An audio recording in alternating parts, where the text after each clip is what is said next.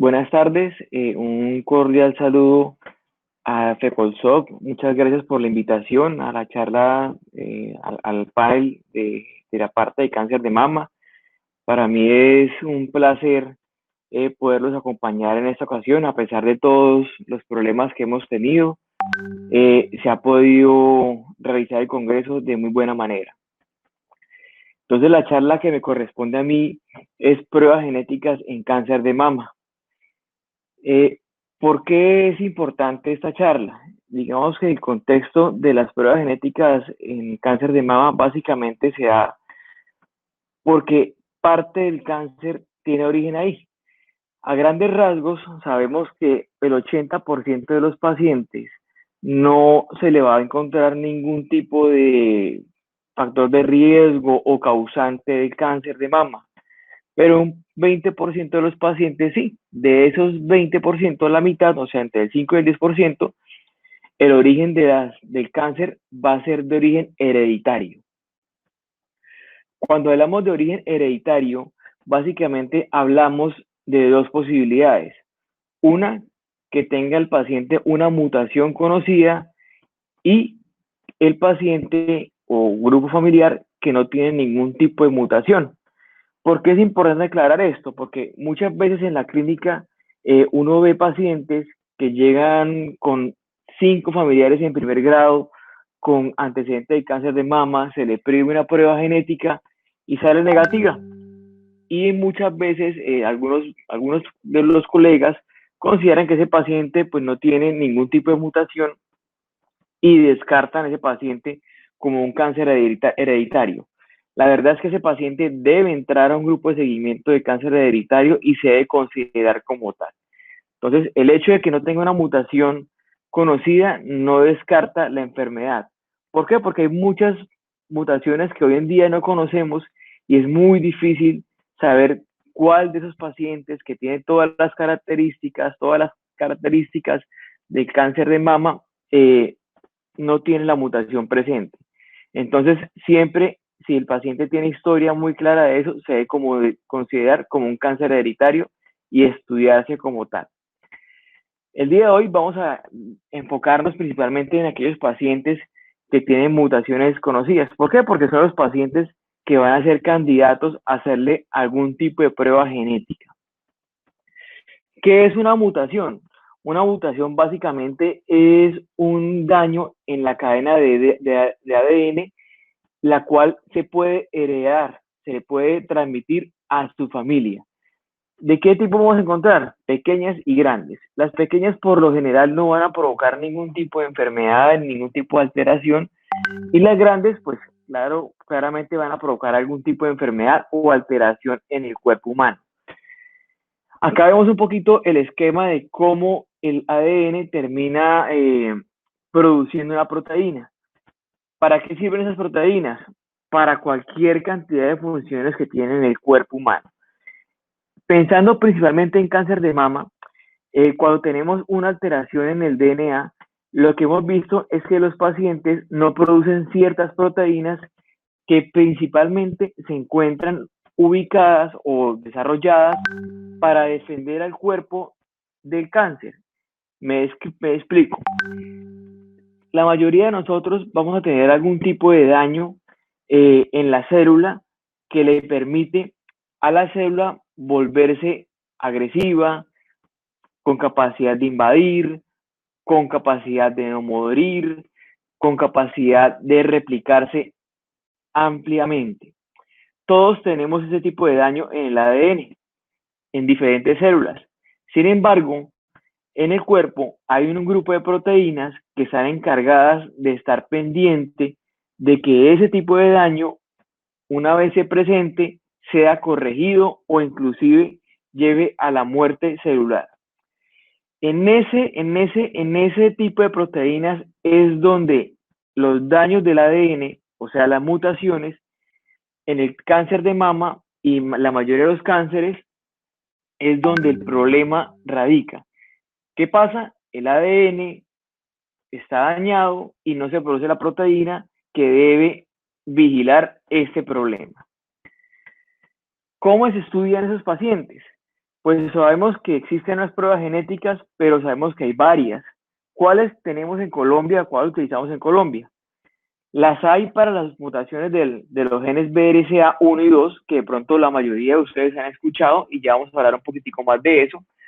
Para aquellos pacientes con mutaciones específicas, ¿cuáles son esos? Pacientes que tenían el antecedente y las características para tener una mutación genética, se estudiaron y se encontró que el paciente tenía la mutación.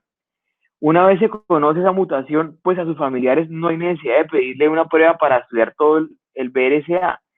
Se estudia solamente y exclusivamente esa mutación. También no hay los panes genéticos. Los panes genéticos básicamente hablan de no solamente estudiar las mutaciones BRCA, sino un grupo amplio de mutaciones. Y existe el perfil Colombia, que ya vamos a hablar un poquito de eso. ¿Cómo se lee el resultado de una prueba genética? El resultado de una prueba genética nos va a arrojar básicamente tres opciones: que sea patogénica, o sea que sabemos que provoca enfermedad; que sea no patogénica, que sea una mutación que sabemos que no está relacionada con provocar ningún tipo de cáncer en el caso de nosotros; o de significado incierto. Una mutación de significado incierto es aquella mutación muchas veces de nuevo que no conocíamos y que en la evidencia al momento no se sabe si provoca una enfermedad. Con ese paciente hay que estar muy encima, no se debe pensar que es negativo. Ese paciente debe quedar en un seguimiento por genética, quienes anualmente evalúan al paciente y evalúan las mutaciones para evaluar si con la evidencia anual esa mutación se vuelve patogénica o no patogénica. ¿Cómo han evolucionado las pruebas genéticas en Colombia y básicamente en el mundo? Inicialmente, ¿qué hacíamos? Hacíamos la prueba del BRCA para estudiar las diferentes mutaciones del BRCA. Después pasamos al perfil Colombia, que era para el BRCA. Después de eso pasamos a las pruebas nuevamente del BRCA para estudiar todas las mutaciones de los genes BRCA1 y 2. Y por último, lo que estamos actualmente son con los paneles genéticos.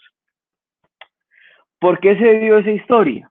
Cuando empezamos a estudiar a los pacientes con características o que sugerían una enfermedad genética, se estudiaban los genes BRCA1 y BRCA2, nada más que en ese momento las pruebas eran muy costosas. En el mundo sabemos que existen más de 800 mutaciones que están relacionadas con cáncer o que son patogénicas, y nosotros estudiábamos todas. ¿Qué se empezó a ver en muchos grupos a nivel mundial? Que habían poblaciones en las cuales solamente prevalecía una o dos mutaciones, basados principalmente en una etnia de los judíos, que es la población judíos askenazi.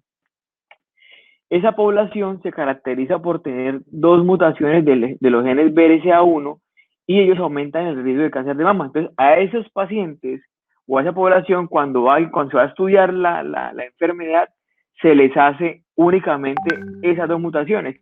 Y con eso encuentran que el 80% de aquellos pacientes que estudian tienen la mutación frecuente, presente en el estudio.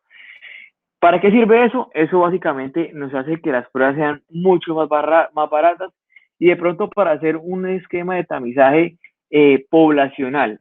Pero obviamente para ellos son poblaciones que tienen incidencias de cáncer muy amplias. ¿Qué hicimos en Colombia? En Colombia, el grupo de la doctora Torres cogió 52 familias y les corrieron pues los estudios BRCA a todas esas familias. ¿Y qué encontraron? Encontraron 13 mutaciones, de las cuales 6 eran patogénicas, y consideraron que esas eran las mutaciones más frecuentes en Colombia. Y a eso era lo que llamábamos perfil Colombia. ¿Cuál era el objetivo?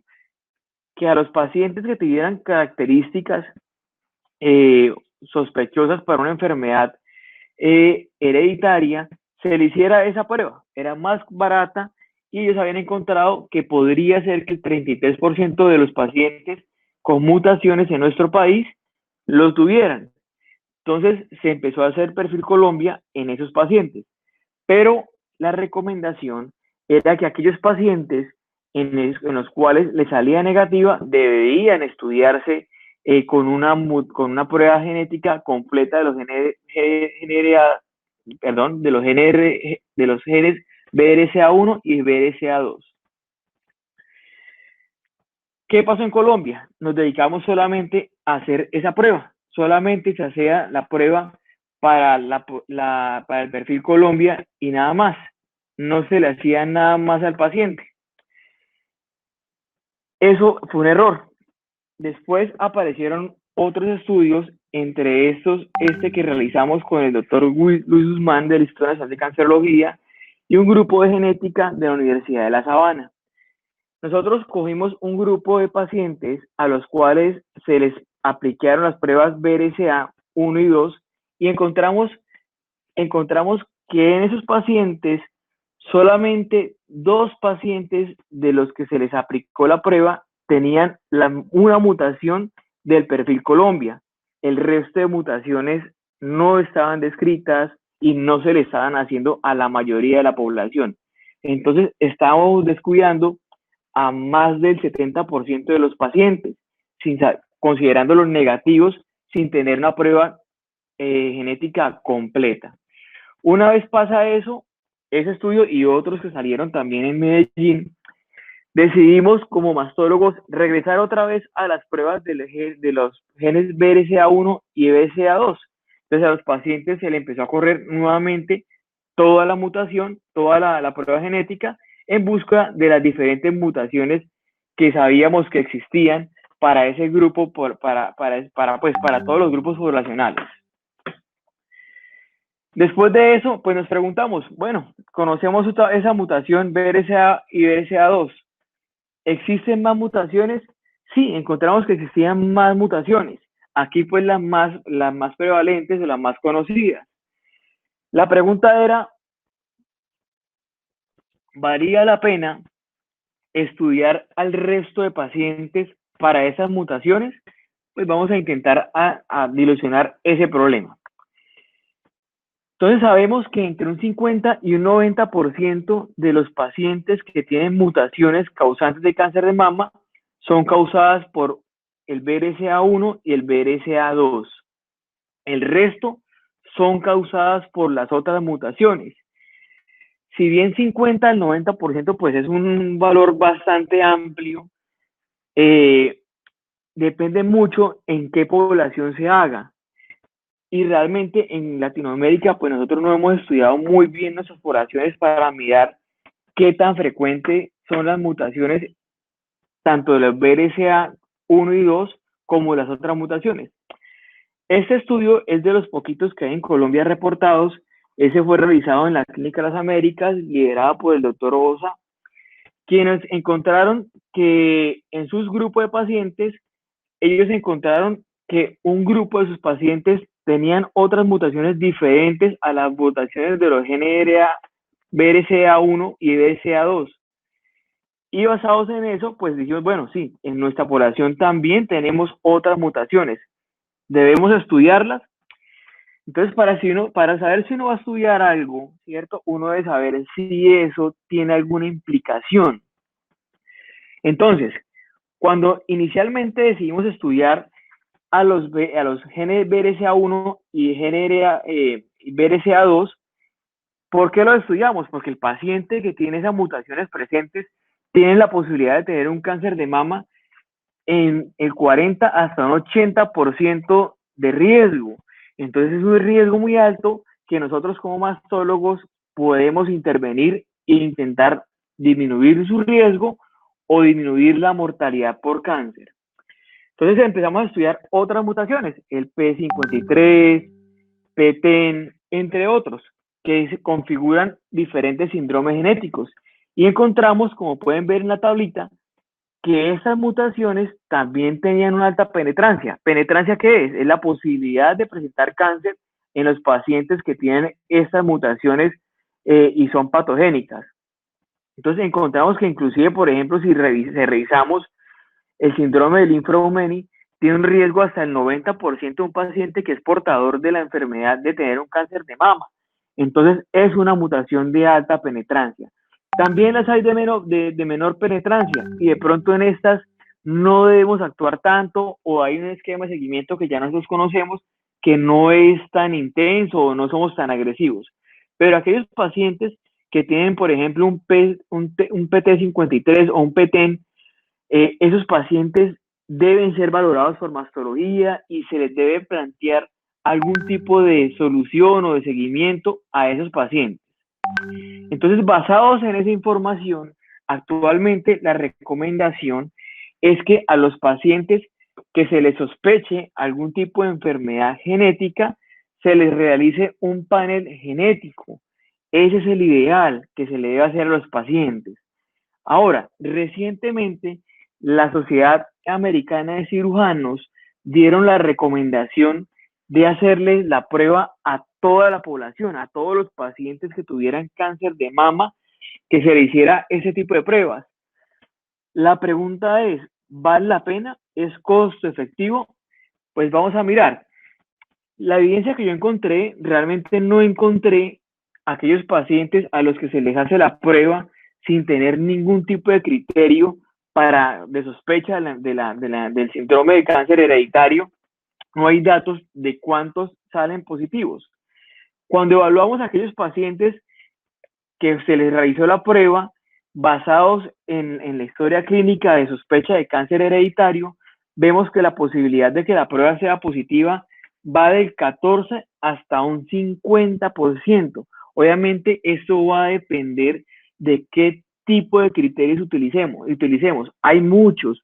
Hay criterios de las sociedades americanas, europeas. En Europa casi que por cada país hay un diferente tipo de criterio. Entonces hay muchos criterios, unos más rígidos, unos más laxos. Obviamente, pues entre más rígidos, pues mayor va a ser la posibilidad de que nos salga positiva la prueba. ¿Con qué contamos nosotros o con qué nos basamos nosotros en Colombia principalmente? Básicamente, la mayoría de los mastólogos nos basamos en los criterios de la NCCN. ¿Qué dicen ellos? Paciente que tiene una mutación conocida, obviamente, pues debe ser estudiado.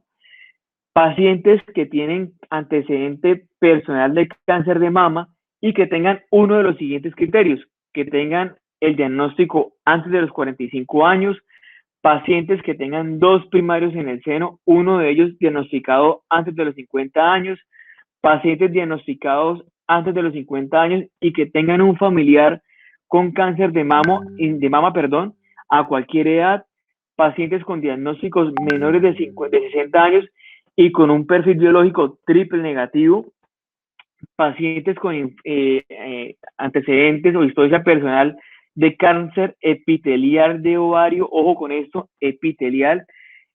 Frecuentemente he estado viendo que se les está pidiendo a muchos pacientes, independiente del tipo de cáncer de ovario, es el epitelial.